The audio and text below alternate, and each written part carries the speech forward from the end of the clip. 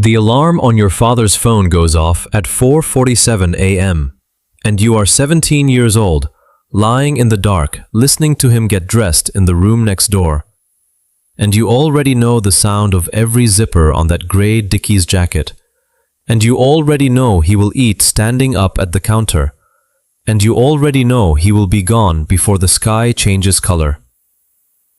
31 years. Same parking lot on Route 9.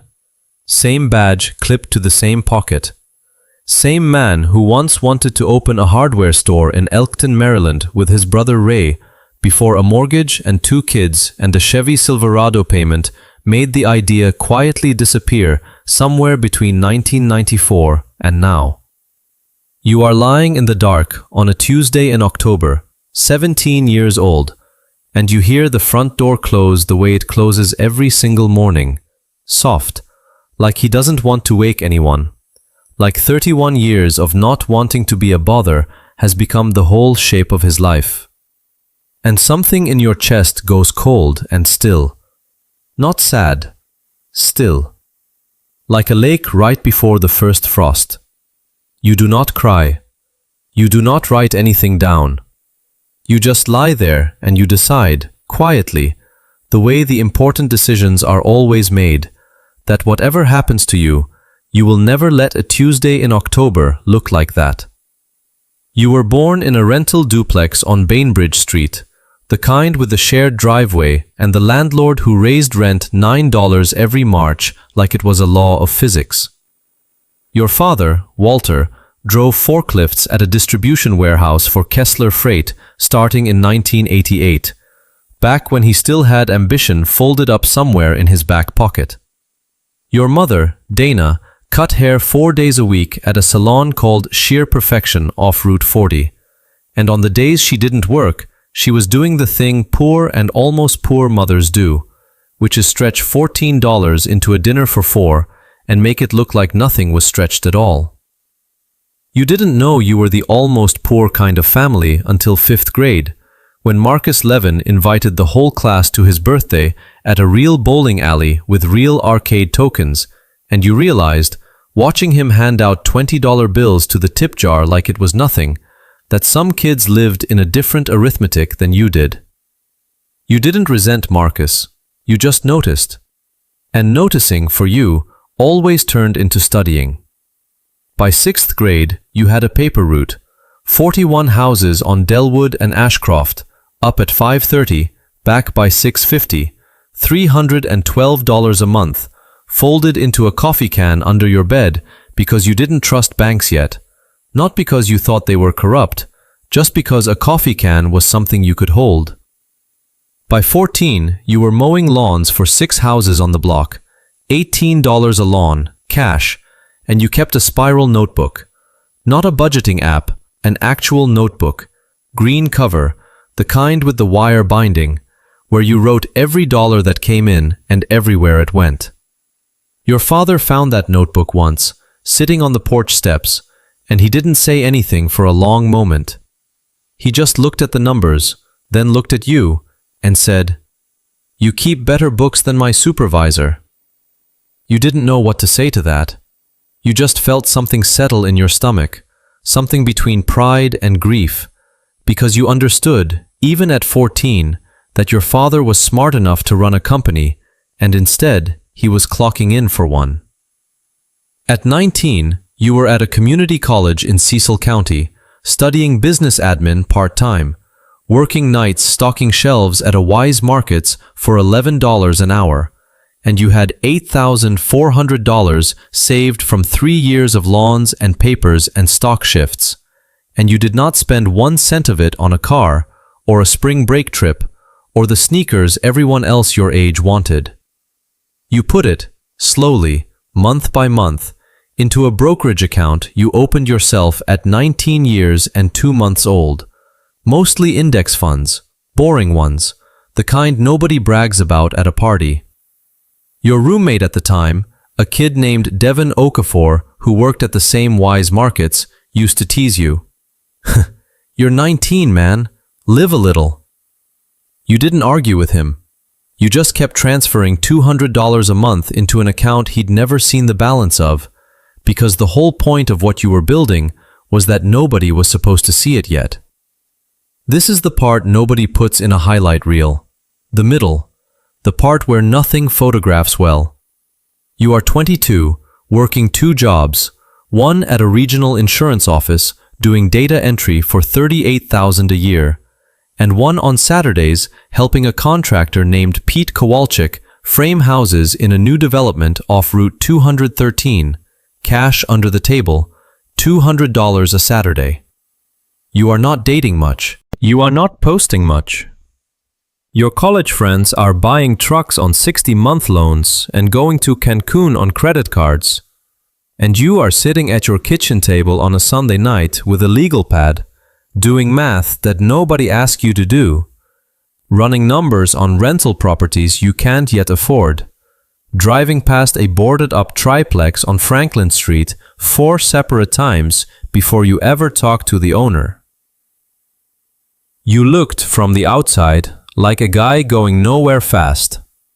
Quiet, a little tired, driving a 2009 Honda Civic with a check engine light that had been on for 2 years because you'd rather fix it with your own hands on a Saturday than pay someone $140 to plug in a scanner. From the inside, you were laying bricks nobody could see. That is the whole secret nobody tells you about the first 10 years. It doesn't look like anything. It looks like almost nothing, over and over, for a very long time. At 24, you bought that triplex on Franklin Street for $61,000. A number so unglamorous it's almost funny to say out loud. Using $19,000 of your own money and a bank loan you'd spent 4 months and 11 meetings getting approved for, because your income looked too thin on paper for any bank to feel comfortable. Until a loan officer named Priya Raman at a local credit union looked past the paycheck and looked at the discipline instead. 3 years of bank statements with the same $200 moving out every month like a heartbeat. She told you later, once you knew her better, "I don't lend to income, I lend to patterns." You never forgot that sentence. The triplex needed everything. New wiring in Unit 2. A water heater that groaned like a dying animal. You did the demo yourself on weekends with Pete, tearing out rotted subfloor at 11 at night under a shop light, sweating through a hoodie in March, and nobody watched you do it, and nobody clapped, and there is no version of that night that looks impressive from a distance. It just looks like a tired 24-year-old man on his knees with a crowbar. But that's the part that actually built something. Not the idea. The knees on the plywood. Your father came by once, that spring, to help you hang a door, and he stood in the gutted Unit 2, looking at the studs and the wiring and the mess of it, and he said, quiet, almost to himself, "I never had the nerve to do this." You didn't answer him. You just handed him the level. Because you understood, standing there, that it was never about nerve. It was about the fact that at 28 years old, he'd had a wife and a newborn and a landlord raising rent $9 a year and no coffee can under the bed, no green notebook, no 3 years of $200 a month building quietly in the dark. He didn't lack courage, he lacked a runway. You had a runway because you built one, plank by plank, while everyone thought you were just a quiet kid with a Civic and a check engine light. By 29, you owned 4 small properties, 22 units total, nothing glamorous, nothing anyone would put on a magazine cover, mostly duplexes and small multifamilies in Cecil and Harford County, cash flowing $11,000 a month after every expense, every mortgage, every surprise water heater. You still drove the Civic until it had 194,000 miles on it. You still wore the same 3 flannel shirts in rotation. Devin Okafor, your old roommate, ran into you at a gas station on Route 40 that year, and he laughed when you told him what you drove. And then he stopped laughing when you told him, quietly, without bragging, the actual number sitting in your accounts. $460,000 in equity, built from lawns and papers and a green notebook and 100 Saturday nights nobody watched. He went quiet the way people go quiet when the story doesn't match the packaging. You never said anything, he said. You told him the truth. There was nothing to say yet. At 31, on a Tuesday morning in September, you drove to your father's house before his shift, before 4:47 a.m., and you sat with him at the same counter he'd eaten standing up at for 31 years. And you told him he didn't have to go in that day, or any day after it, because you had set up an account that would pay him more, every month, for the rest of his life, than Kessler Freight ever had. He didn't say anything for a long time. He looked at the paper in his hands. You'd printed it because your father trusted paper more than screens. And his jaw did the thing it does when he's trying not to let something out. And then he asked you the only question that mattered to him. How long have you been building this? And you told him the truth. Since I was 17. Sin. He didn't go to work that day. He called his supervisor, a man named Gary Buchholz, and quit over the phone, standing in his own kitchen in his socks. And when he hung up, he didn't cheer, and he didn't cry, not really.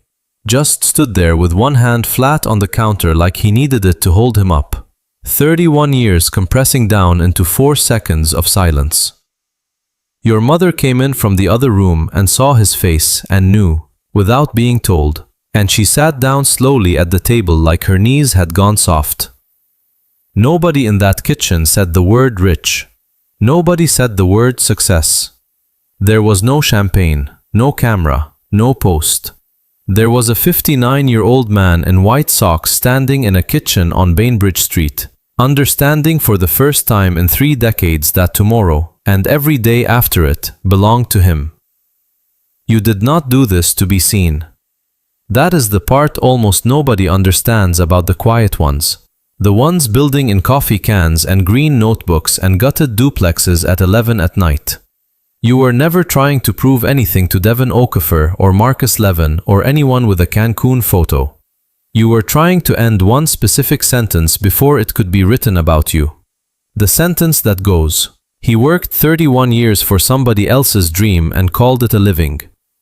You didn't want the applause of getting rich. You wanted the quiet of never having to leave a house at 4:47 a.m. again. And you wanted it badly enough to build it in the dark, brick by unglamorous brick, for 14 years, while it looked like nothing was happening at all. Your father is 61 now. He fixes small engines in his garage for neighbors, for free. Because he likes the work, not because he needs the money. He gets up most mornings around 7. Sometimes later. Nobody's alarm goes off at 4:47 a.m. in that house anymore. You still drive something unremarkable. You still keep a version of that green notebook, though it's digital now, and the numbers are bigger. And the handwriting has been replaced by a spreadsheet nobody but you will ever open.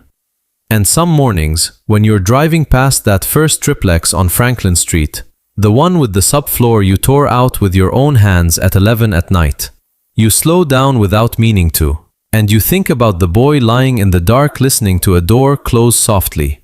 And you understand, in the quiet way that true things are understood, that you didn't save your father's life that Tuesday morning at the kitchen counter.